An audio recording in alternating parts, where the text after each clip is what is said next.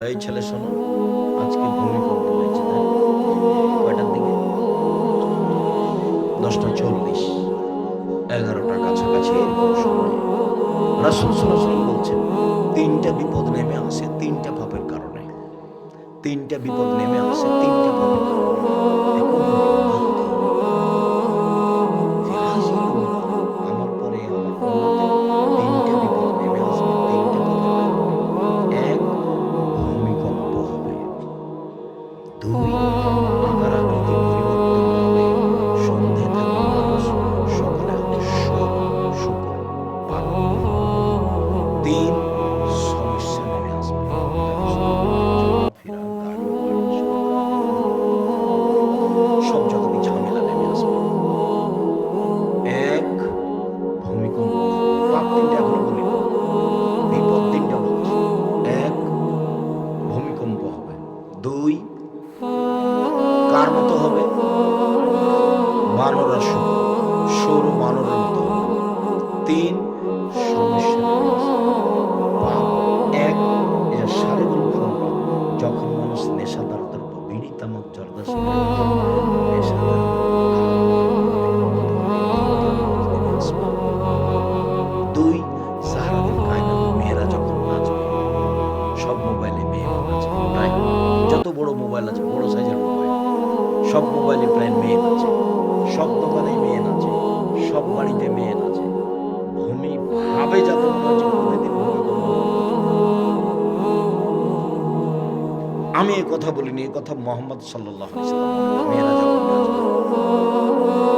আর তুমি হয়তো কষ্ট পাবা বললে, বিশ্বাস করো, তুমি তুমি এখানে ল্যাংটা মেয়ে দেখছো, তোমার বোন ওই ঘরে দেখে, তোমার মা ওই ঘরে দেখে, তোমার বাবা এই ঘরে দেখে।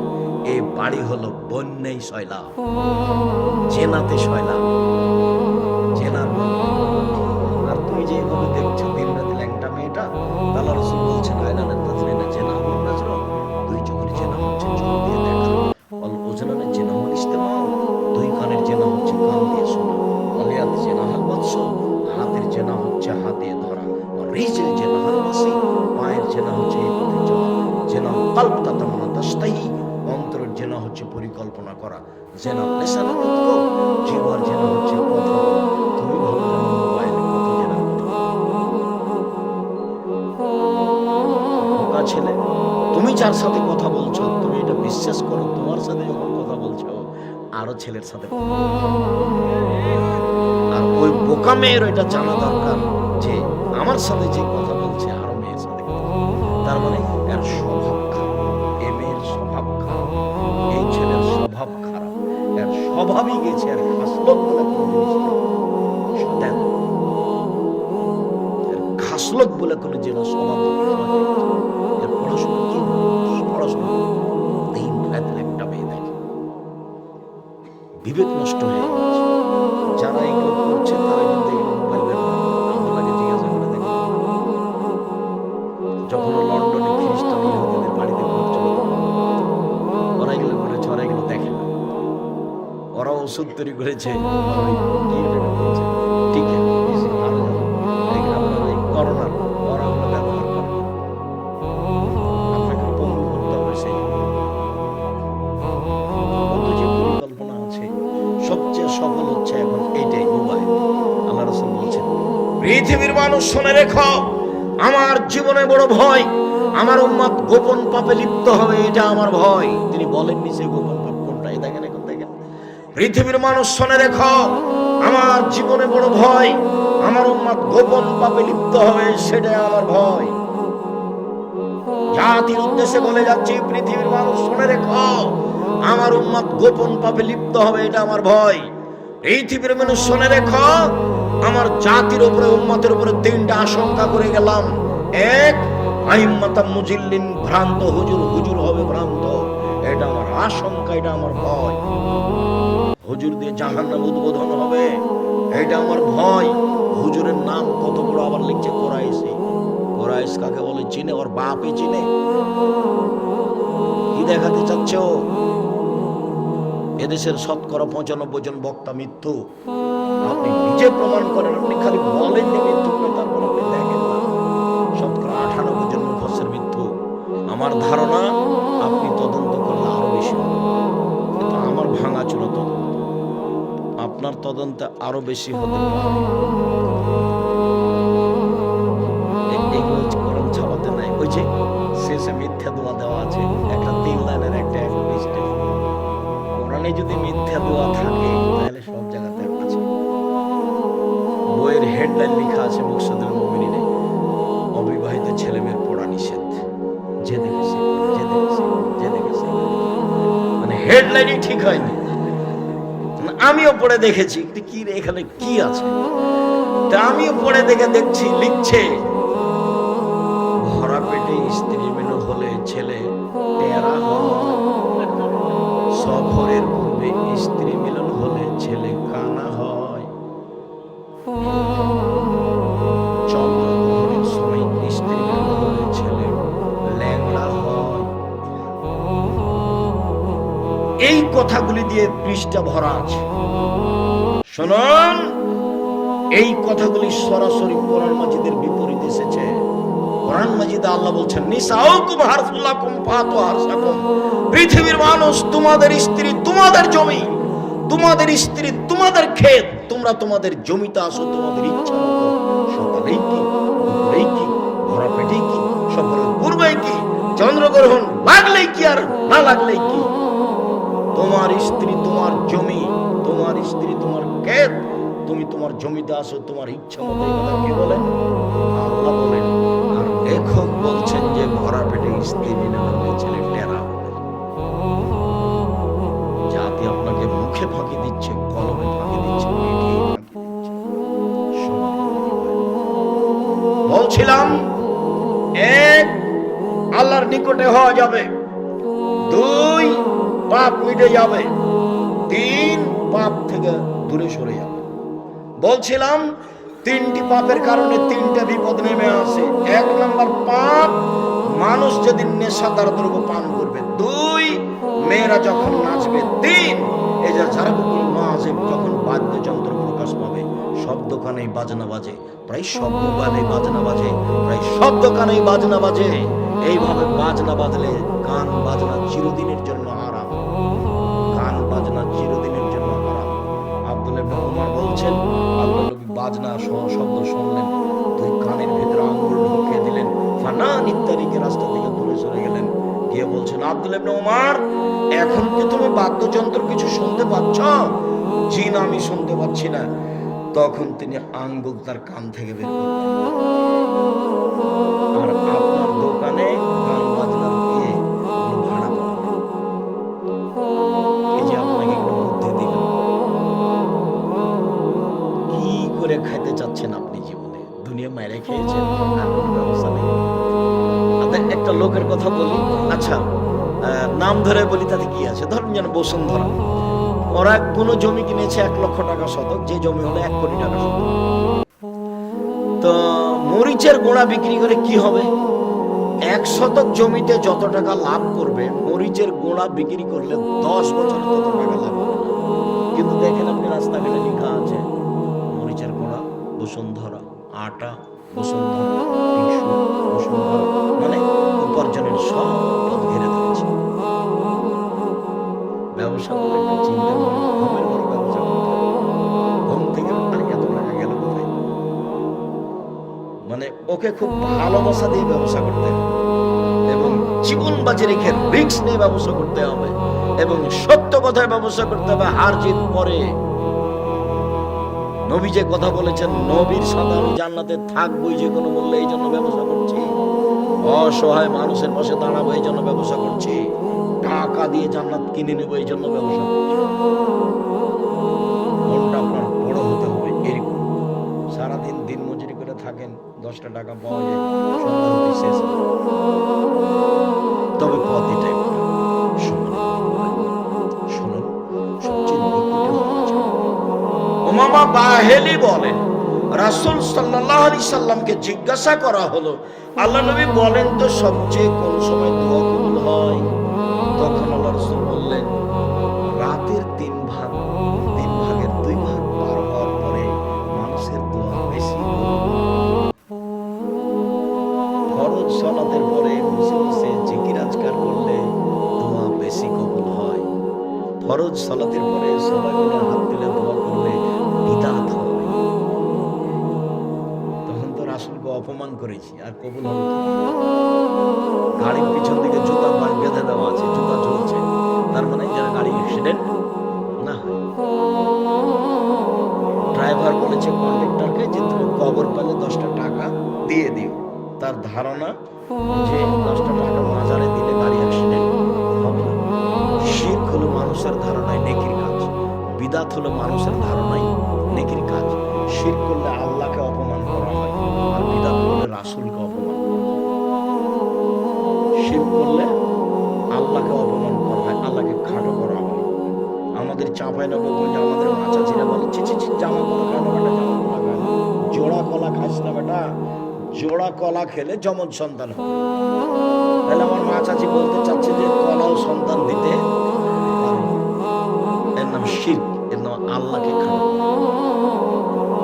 বিদআত ওটা একটা ইবাদত, মানুষের ধারণা নবীকে খাটো করা। সম্মানিত দিনী ভাই বোন, বলছিলাম রাসূল সাল্লাল্লাহু আলাইহি সাল্লাম বললেন, রাতের 3 ভাগের 2 ভাগ পার হলে আল্লাহর সবচেয়ে নিকটে হওয়া যায়। রাসূল সাল্লাল্লাহু আলাইহি সাল্লাম একথা বললেন, পৃথিবীর মানুষ শুনে রেখো, আকরাবু মা ইয়াকুনু রাব্বু মিনাল আবদে ফিল লাইলিল আখির।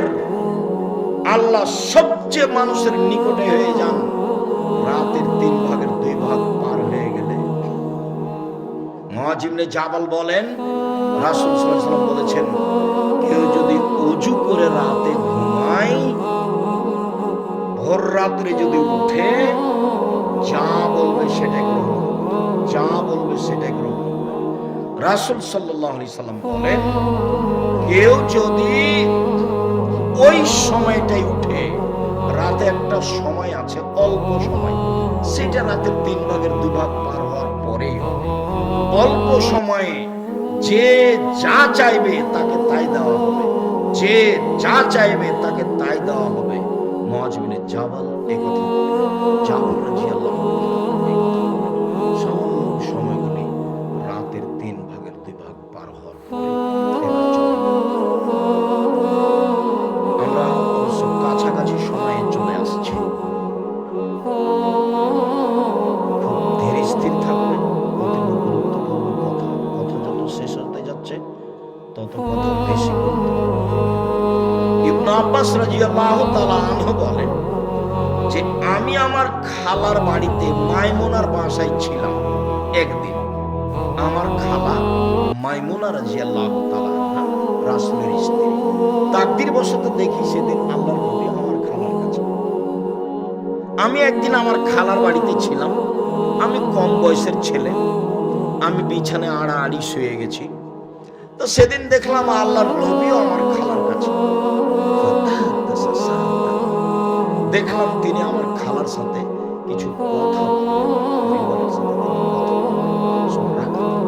ঘুমিয়ে গেলেন। আমার বয়স কম হলে কি হবে, আমার বুদ্ধির অভাব, আমি পরীক্ষা করছি কি করে, সারা রাত কি করেন আমি তা দেখবো। আমার ছোট হওয়ার কারণে আমার বিছানা ভিন্ন করেনি, যেই বিছানায় আমার খালা, যেই বিছানা আল্লাহ নবী, সেই বিছানায় আমি খালি দেখছি কি হয়। রাতের 3 ভাগের 2 ভাগ যখন পার হয়ে গেল, তিনি উঠে বসলেন, নাযারা ইলাস সামায়ে, আকাশের দিকে লক্ষ্য করে বললেন, ইন্না ফি খালকিস সামাওয়াতি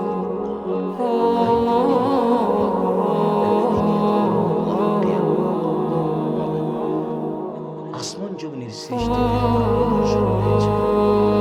যারা বসে ইবাদত করে, যারা দাঁড়িয়ে ইবাদত করে, যারা শুয়ে ইবাদত করে, তাদের জন্য আসমান জমিনের সৃষ্টি নিদর্শন রয়েছে।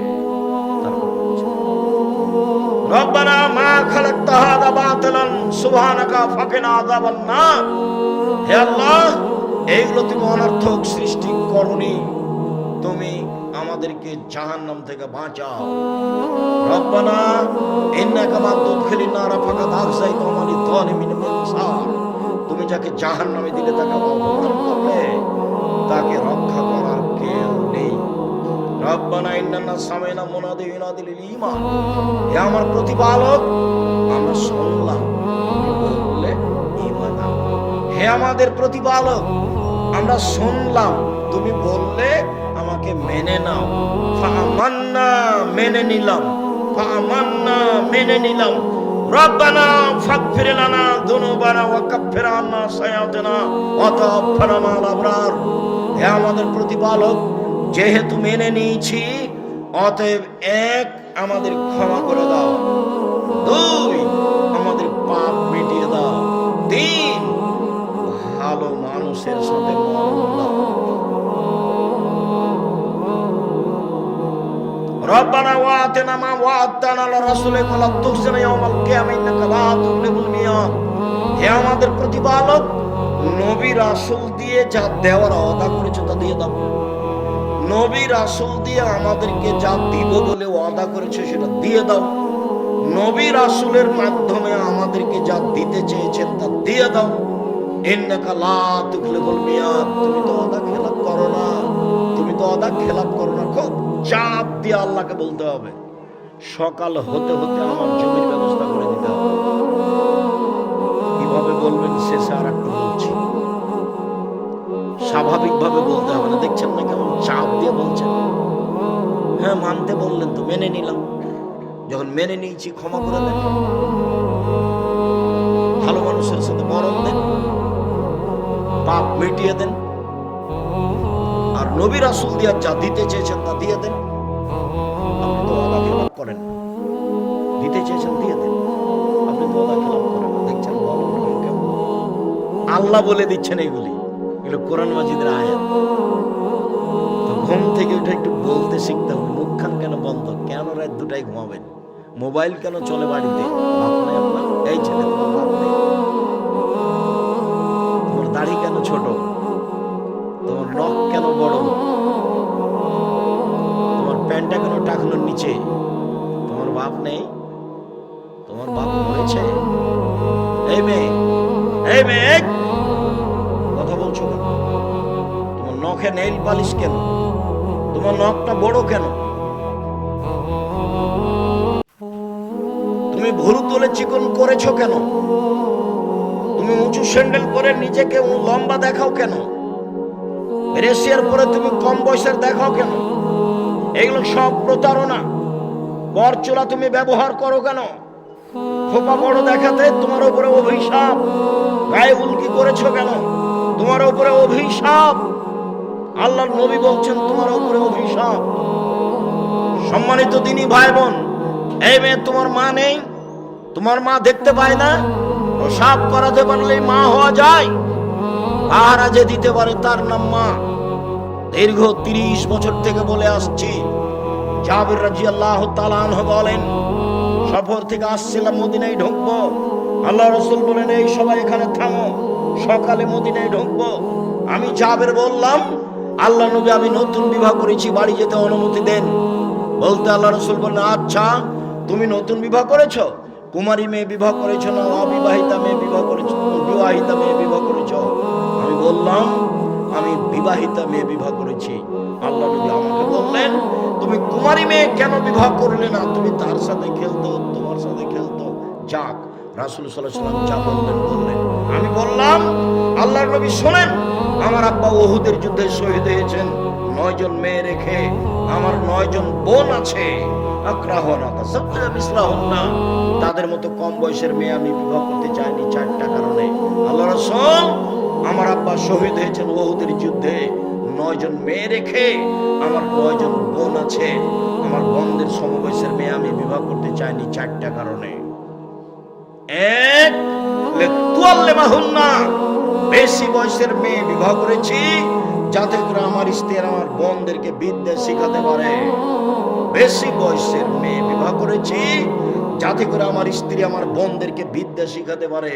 2 বলে না, বেশি বয়সের মেয়ে বিবাহ করেছি যাতে করে আমার স্ত্রী আমার বোনদেরকে শিষ্টাচার শিখাতে পারে। শিষ্টাচার কাকে বলে? তোমার মাথার চুল সামনের ছোট আছে, সেটাই কি শিষ্টাচার? তুমি নগ্ন পোশাক পরে আছো, সেটাই কি শিষ্টাচার? তুমি ফ্যাশন বোরকা পরে এখানে এসেছো, সেটাই কি শিষ্টাচার? দুলা ভাইয়ের কোলে বসে সময় কাটাও, সেটাই কি শিষ্টাচার? বন্ধু বান্ধবকে খাবার তুলে দাও, তার সাথে ঘুরো, এটাই কি শিষ্টাচার? দিন রাত সেলফি তুলো, সেটাই কি শিষ্টাচার? তোমার বাপ নেই? তুমি কি হিন্দুর মেয়ে? তোমার বাপ নেই? কি মনে করো তুমি? তোমার বাপকে তুমি চাচা বলে ডাকিও, আর তোমার মাকে তুমি খালা বলে ডাকিও। তোমার বাপ নাই, তোমার অযোগ্য, যার কারণে তোমার এই অবস্থা। অযোগ্য মা, মা তোমার বুদ্ধিমতী নয়, যার কারণে তোমার দুর্দশা নেমে এসেছে। তুমি দিন রাত বন্ধুর সাথে ঘুরো, রাত দিন ছবি তুলো, ভ্যানিটি ব্যাগ নিয়ে তুমি ঘুরো, আর তুমি সেলফি দেখাও, তোমার শরম হয় না? তোমার হায়া হয় না? তোমার লজ্জা হয় না? তোমার বাপ বেঁচে নেই, তোমার দাদা বেঁচে নেই, তোমার বংশ মরেছে, তুমি নির্বংশ হয়ে দেশে থাকো নাকি? কি বিদ্যা অর্জন করো তুমি? তোমার বিদ্যাকে কবর দিতে এসেছি। তোমাকে যদি আমি বন্য, বর্বর, অসভ্য, অশিক্ষিত প্রমাণ করতে না পারি, আমি আব্দুর রাজ্জাক বিন ইউসুফ জাতির সামনে বক্তব্য দেব না।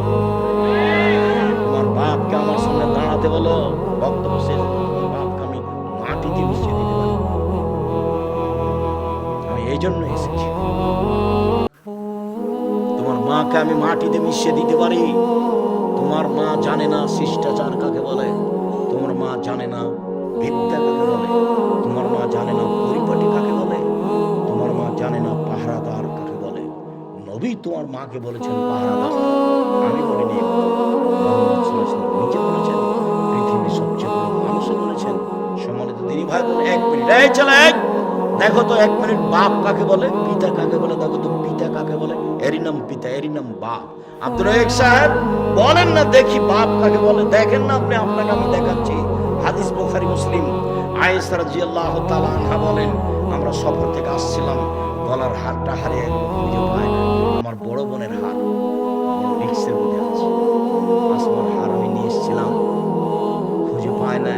সালাতের টাইম হয়ে গেছে, পানি নেই, ওযু করতে পারি না। যখন বিপদ হয়েছে, আবু বকর সিদ্দিকের কাছে জনগণ গেল, গিয়ে বলল, আপনি জানেন আপনার মেয়ে কি ঘটিয়েছে? কি ঘটিয়েছে? আরে আপনার মেয়ে তো হার হারিয়েছে, খুঁজে পাওয়া যাচ্ছে না, যেতেও পারছে না, পানিও নেই, ওযু করতে পারছে না। তাই নাকি? আয়েশা বলছেন, আবু বকর সিদ্দিক আমার পাশে আসলেন, ফালাকা জানি লাকসাতান শাদীদা, আমার কোমরের উপরে খুব জোরে কিল মারলেন। ওই সময় আমার স্বামী আমার উরু রানের উপরে মাথা দিয়ে ঘুমাচ্ছিলেন। যদি আমার স্বামী আমার উরু রানের উপরে মাথা দিয়ে না ঘুমাতেন, তাহলে আমি এত জোরে মারলেন, তিনি মায়ের কারণে দূরে সরে যেতাম, এত জোরে মারলেন। এই ছেলে, আমাদের দেশের গতি যা, বাপে গিয়ে যদি দেখে যে জামাই মেয়ের উরু রানের উপরে মাথা দিয়ে ঘুমাচ্ছে, তাহলে আমাদের দেশের গতি কি কিছু বলা তো লজ্জায় ফিরে যাবো। দেখো না, হাদিস তো বুখারী মুসলিম। কয়েক কিল মারলেন এই কোমরের উপরে, সবচেয়ে বড় মানুষের মারলেন। আদম থেকে নিয়ে কিয়ামত পর্যন্ত যত নবী রাসূল ব্যতীত যত মানুষ এসেছে, সবার চেয়ে নবী রাসূল ব্যতীত সবার চেয়ে। আর যাকে মারলেন তিনি হলেন আয়েশা, পৃথিবীতে সবচেয়ে দামি মহিলা। হাওয়া থেকে নিয়ে কিয়ামত পর্যন্ত যত মহিলা এসেছে, যত মহিলা আসবে, যত মহিলা আছে, সবার চেয়ে দামি। যাকে মেরে দিলেন আর যার সামনে মারলেন তিনি হলেন মুহাম্মদ সাল্লাল্লাহু আলাইহি ওয়াসাল্লাম, নবী রাসূল নির্বিশেষে সবার চেয়ে দামি। সবচেয়ে বড় মানুষে মারলেন, সবচেয়ে বড় মহিলাকে মারলেন, সবচেয়ে বড় মানুষের সামনে মারলেন। বিবাহদারী মেয়েকে মারলেন, বিবাহদারী বুঝেন আপনারা? বিবাহদারী মেয়েকে মারলেন, পূর্ণ যুবতী মেয়েকে মারলেন, হাত দিয়ে মারলেন, খোলা মাঠে মারলেন, 1400 মানুষের সামনে মারলেন। সবচেয়ে বড় মানুষে মারলেন, সবচেয়ে বড় মহিলাকে মারলেন, সবচেয়ে বড় মানুষের সামনে মারলেন। বিবাহদারী মেয়েকে মারলেন, পূর্ণ যুবতী মেয়েকে মারলেন, জামাইয়ের সামনে মারলেন, দিন দুপুরে মারলেন, খোলা মাঠে মারলেন, প্রায় 1400 মানুষের সামনে মারলেন। এত বড় বাপে এত বড় বেটিকে এত বড় মানুষের সামনে মেরে দিলেন। ভুল কি কোথায় হার হারিয়ে গেছে খেয়াল করতে পারেনি। আর আপনার মেয়েটা নাকে নেইল পালিশ দিয়ে বাজারে বাজারে ঘুরে আর সেলফি তুলে বেড়ায় আপনি তাকে ধমক দিতে পারেন না। আপনি আবার বাপ, আপনার মতো বাপ বেঁচে থাকার চেয়ে মরে যাওয়া ভালো। আপনার মতো বাপ আমি চাইনি। আলহামদুলিল্লাহ জামিয়া সালাফিয়া আছে আপনার ছেলেকে ছেলে মেয়েকে লালন পালন করার জন্য। কালকে যদি 500 ছেলে মেয়ে যায় জামিয়া সালাফিয়ায়, সমস্যা হবে না লালন পালন করার জন্য। এতে ইনশাআল্লাহ সে ব্যবস্থা আল্লাহ করে রেখেছে, তার নাম জামিয়া সালাফিয়া। এদেশের শিরক মুক্ত প্রতিষ্ঠান জামিয়া সালাফিয়া, বিদআত মুক্ত প্রতিষ্ঠান জামিয়া সালাফিয়া, হিংসা মুক্ত প্রতিষ্ঠান জামিয়া সালাফিয়া, দল মুক্ত প্রতিষ্ঠান জামিয়া সালাফিয়া, সংগঠন মুক্ত প্রতিষ্ঠান জামিয়া সালাফিয়া, দেশের সর্ববৃহৎ প্রতিষ্ঠান জামিয়া সালাফিয়া। আয়াতনে, শিক্ষক সংখ্যায়, ছাত্র সংখ্যায়, পরিস্থিতিতে সার্বিক দিক দিয়ে সর্বোচ্চ স্থানে আছে জামিয়া সালাফিয়া। আপনি বেঁচে না থাকলে আপনার ছেলে মেয়েকে যে কোনো মূল্যে ভালো থেকে ভালো শিক্ষা দিব ইনশাআল্লাহ, প্রস্তুত হয়ে আছে, মনে কিছু নেই। তবে আপনার বেঁচে থাকাই চাই। বেঁচে থাকতে চান, চোখ যেভাবে ঘুরে বউ সেভাবে চাঁদ থাকে তার নাম স্বামী। চোখ যেভাবে ঘুরে বউ সেভাবে চলে তার নাম স্বামী। কথার 19 বিষয় না, তার নাম বাপ। এভাবে কেন কাপড় এভাবে পরে আছে কেন? পিঠের চামড়া তুলে দেবো, তার নাম বাপ।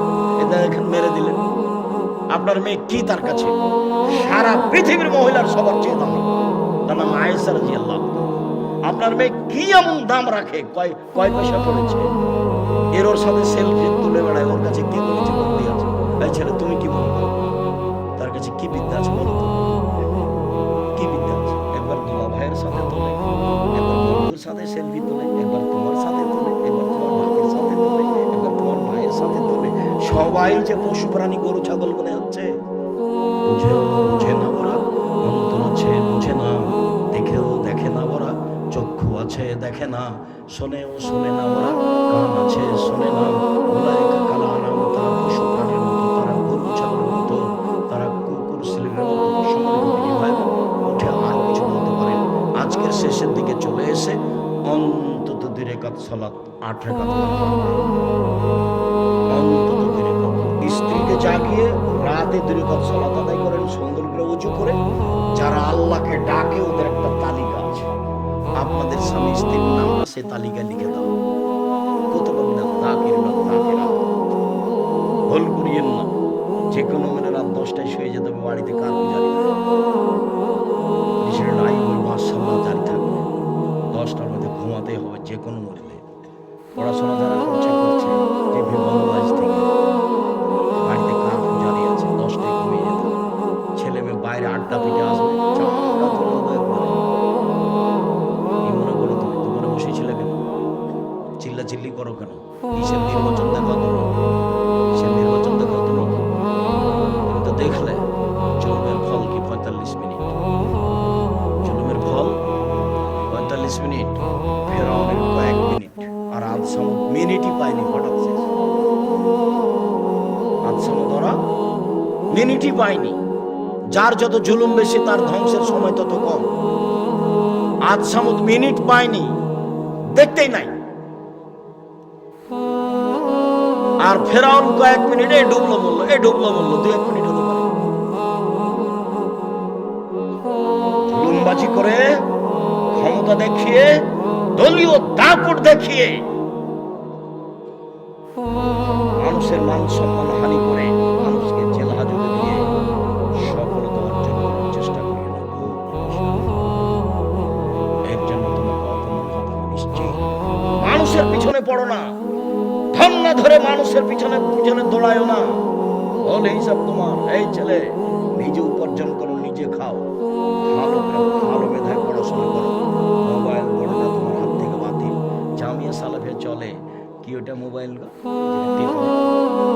বাটন মোবাইল জামিয়া সালাফিয়া চলে, 24 লাখ টাকা বেতন লাগে।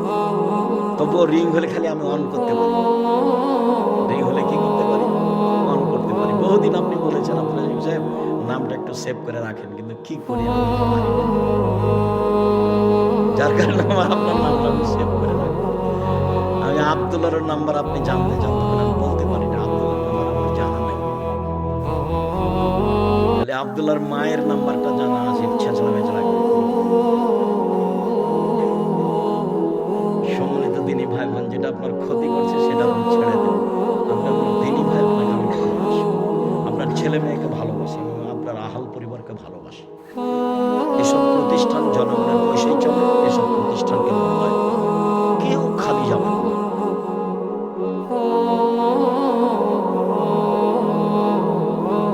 তোমরা যাও, ভিতরে যাও, তোমরা কেউ উঠে যাও না। আমি শেষ কথাটা বলি, ওরা ছেলেরা যাও, কেউ খালি হাতে সামনের ছেলেটাকে পাঠাবে না। 500 টাকা হোক, 200 টাকা হোক, 50 টাকা হোক, 10 টাকা হোক, মানে প্রত্যেকদিন সকালে 2জন ফেরেশতা নেমে আসে। একজন বলে যে যতটুকু দিল তুমি তার ততটুকু পূর্ণ করো, আর যে যতটুকু দিল না তুমি তার ততটুকু ক্ষতি করে দাও। যখনই আমি জামিয়া সালাফের জন্য সহযোগিতার কথা বলি জামিয়া সালাফে, তখন আমি আগে নিজেরটা দিয়ে শুরু করি। যাই 10 টাকা দিই, আমি তো কিছু রুচি করি, ভাঙাচোরা টোটাফাটা, সেখান থেকে দিয়েই শুরু করি। সম্মানিত দিনী ভাই, যারা আপনারা এখানে আছেন স্টেজ মাঠে, কেউ বঞ্চিত থাকবে না। 200-500 আমি শেষের কথাটা বলবো, সেটা হলো কিভাবে আল্লাহর কাছে চাইবো, সেটা শেষে চলে এসেছি। আর যাওয়ার সময় ওই আব্দুল্লাহর বই আছে, আল্লাহর পথে যাত্রা, নতুন যেটা বই বেরিয়েছে। রাসূল সাল্লাল্লাহু আলাইহি সাল্লাম দেখতে কেমন ছিলেন, ওটা আব্দুর রহিমের। আর উপদেশ বই আছে, যা কিছু বক্তব্য দিই সব উপদেশে আছে। আর যদি নামাজ শিক্ষা বইটা থাকে আমার, আমি চেষ্টা করেছি মানুষ হিসাবে হুবাহু রাসূলের কথা দিয়ে সালাত শিক্ষা, নামাজ শিক্ষা। কোনো জায়গাতে নিজের একটা বাক্য পরিকল্পনা নিজে কিছু করি।